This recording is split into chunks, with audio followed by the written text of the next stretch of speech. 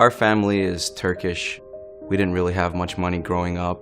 My dad kind of sacrificed his life to bring us here to the United States. He had kids here and want them to, live the American dream. So he kind of wanted us to pick money-making careers such as a doctor or a lawyer. He introduced gaming and technology to us. Definitely did backfire on him because all we did was we took that and we ran with it. First video game I can remember playing on the PC would be Return to Castle, Wolfenstein. We had our own clan actually. We were called the Peas. I was frozen peas, my brother was sour peas, and then his friend was sweet peas. As I started playing games like Half-Life and Counter-Strike, he really started watching me play then. Tarik was like a shadow. He wanted to hang out with his older brother a lot. I would just stand there for hours. I don't even have a chair. Maybe get a glimpse of his headphones and hear what they're saying. He's 4 years old, 5 years old, and he shouldn't really be watching me blow up people's brains on a TV screen. He would tell people he wanted to become a professional video gamer. My dad would chime in and say, you need some real aspirations. But little Tarik, that's what he wanted to do. He had that vision that we didn't see. He was really believing in something. My first pro team was a group of friends that I knew, and they decided, hey, let's give Tarik a shot. Hayes and Cutler were on that original Mousepass team, and they're still playing with me today on CLG. Hayes, he would chill in our mumble together and played other games with us, and same with Tarik. I had only known them from playing online for about 5 years before I finally met them. First time we actually met in person was really something I'll always remember. Well, I'll slightly remember. I was pretty drunk. We were just kicking it like we usually do on Mumble. It's just now I'm putting a face to the voice.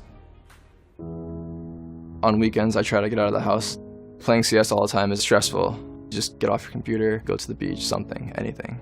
The gaming was big issue here, really big issue. His father broke his computer so many times. Dad took his desktop and slammed it onto the floor. It just broke into pieces. I just get home, my computer's just not there. How does that happen? This isn't a joke. I'm in a league, I got tournaments to play. He had some money, he put some parts back together, and boom, Tarik's back on the computer playing video games again. Tarik is Turkish American, so since we live in America, I also teach them my culture. We have a Turkish community here in Brooklyn. It keeps us connected with our roots, and I'm grateful for that. I feel like if we didn't have this community, then we would sort of be isolated. He's always talked about how he's Turkish, but you kind of really realize it when we were at the major in Columbus. My family coming to the major was amazing. It was just unbelievable. The electricity of the stadium, the fans. It was an amazing moment for me. I remember asking my mom to bring something for me, anything that represented my nationality. I gave Tarik a scarf. I was expecting a flag, so it was more I was walking out with the scarf like this. It was different, but I think it was cool still, and it showed what I was going for. Everyone saw it and all the cameras caught it. I want the scene in Turkey to get bigger. I've been talking to the Turkish team, Space Soldiers, and that's the best Turkish team out there. I'm doing my best to help get them exposure. There's a lot of LAN centers in Turkey, and there's always packed with people because no one has good enough computers or internet, and you gotta go to the LAN center to play.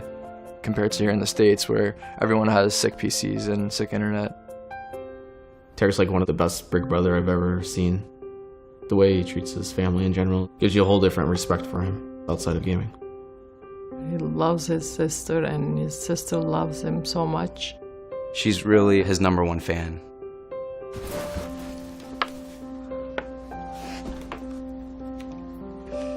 This one's me, and that's my brother. I wrote a little message over here.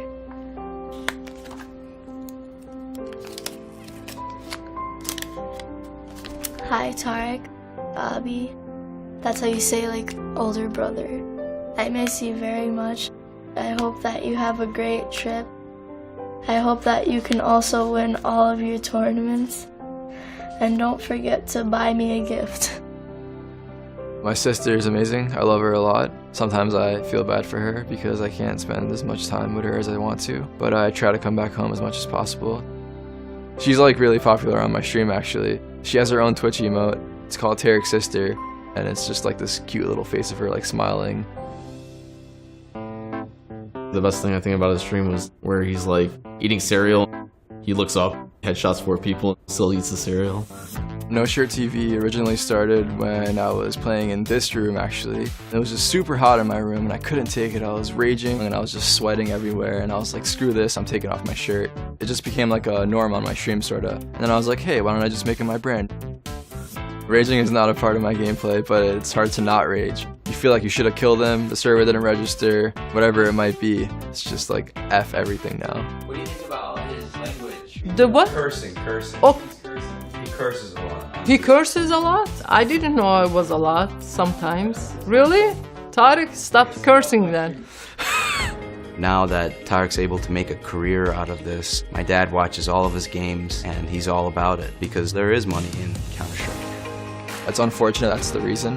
If I was happy and I wasn't making money, I don't think it would be the same. But that's life, you know, you gotta make a living, you gotta make a career. Tarik will never give up. He's never gonna stop. That's the attitude that he has. He just has that drive. He's gonna keep pushing forward and make it to the top.